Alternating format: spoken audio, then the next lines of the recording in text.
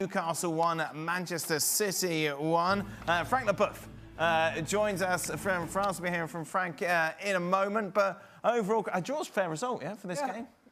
Yeah, I think so, because Newcastle, who've looked vulnerable at times at the start of this season, particularly their back four, and we saw Trippier get done in that first goal from Grealish, and then Dan Burn didn't do particularly well. But as the game went on, he handled haaland pretty well.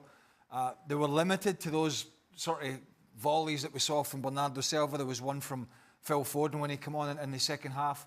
Gundogan had a half chance in the first half, but he had a poor game. And of course, the one question everybody's going to ask is this a result and going to be a consequence of losing Rodri? Can the midfield operate? Well, there's a simple answer. It can't operate to the same level without him as it can with him. That's a fact. But can it operate well enough without him to put a string of results together? And they certainly looked off colour today. Yeah, they did. Nothing in the final third, really, Stevie. No, and we shouldn't forget there's no De Bruyne either. Right. I mean, if there's anybody who can whip a pass in or whip a ball in or pick somebody out or even stick one in the top corner, it's him. But without those two, I mean, over the years, we've been used to seeing City creating so many opportunities. That seems to have dried up, not just last week, but this week. And pretty much from the start of the season, they've not been creating as many chances as they used to. That is a fact. And that's got to be a concern moving forward. Yeah, City just not quite at the level that we expect them to be, Frank.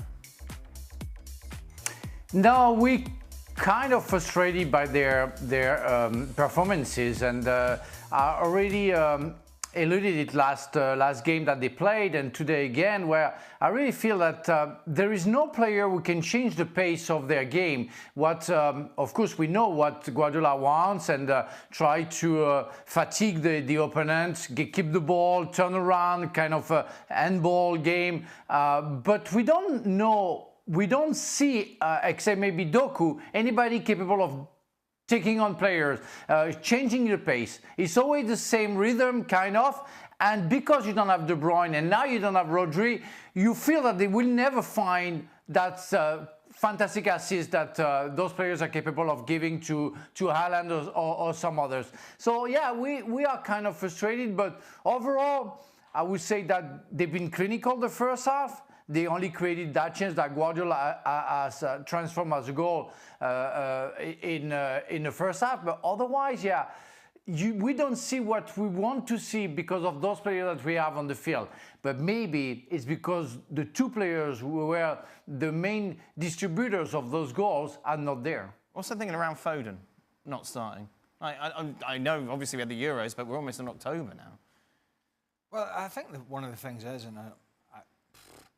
if City were playing, well, they will be. If City were playing in midweek, I couldn't tell you what the team was. But if they were playing, if there was no game and there was a game next week, Premier League game, we could all sit here and pick a City side, and everyone would probably pick a different one, including the manager. So that's just the way he's shuffling it around. But most of our teams would have Foden in it, wouldn't it? Because given how important he was last season. Particularly when De Bruyne is not around. Yeah, I would imagine so. But for some reason, he tends to do this now and again, and we've seen Savinho in patches as well. We've seen Doku in patches. We've seen Grealish out the side, and then you see him, obviously back in. He was a big part in the first goal, but yeah, I'm thinking back to the times when City have won the league and their successful time here in this run they've been on. Yeah, they've done it at times without a striker. Yeah, they had 6 months last year without Phil Foden, 6 months or thereabout. But have they? And I can't think of it off the top of my head, have they had the adversity where they've lost the best player, arguably their best player, very early in the season for the whole season and had to adjust using that? Don't forget De Bruyne come back last year and played a part, but they're almost going to go, we're so early in the season, they're going to have to go the whole season, unless they go out in January and do something about it, which I'd imagine they're not going to do, is to find a way without Rodri. They found a way without a striker, but they knew that before that season started, when they had Julian Alvarez as a false nine or Phil Foden as a false nine. This is very unexpected, and now he's going to have to adapt.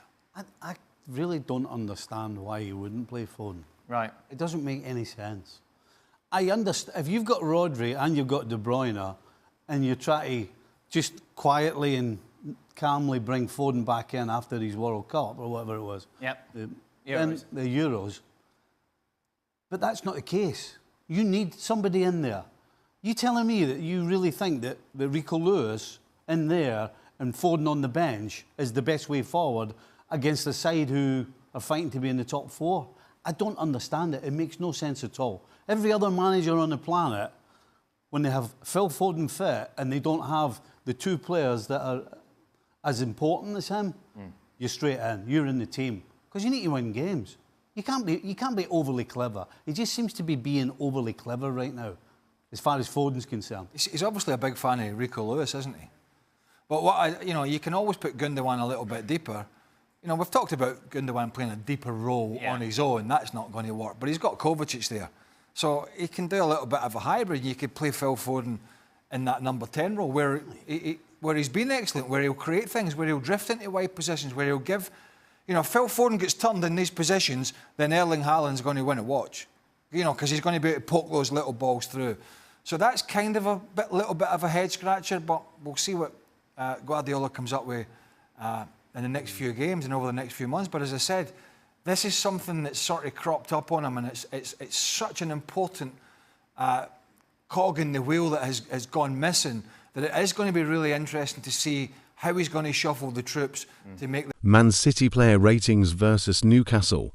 Josko Gvardiol and Jack Grealish impress, but Ilkay Gundogan has to produce more as life where a Rodri injury begins with a draw. Player ratings Manchester City.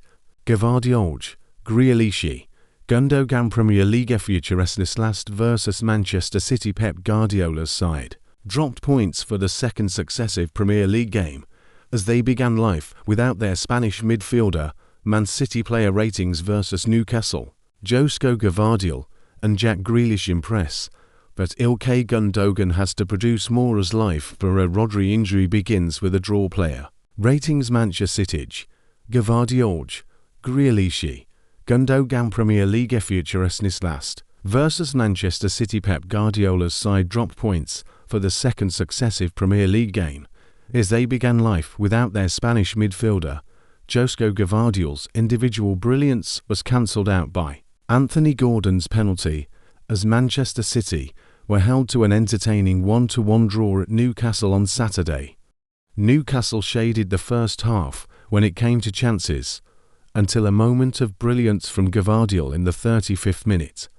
Jack Grealish skipped past a would-be tackler, and the Croatian defender showed great feet before easily slotting past Nick Pope. The hosts would not be cowed, however, and Gordon won, and then dispatched his own penalty in the 58th minute. That equaliser ignited the hosts, and City were hanging on for sustained periods as the visitors missed the injured Rodri.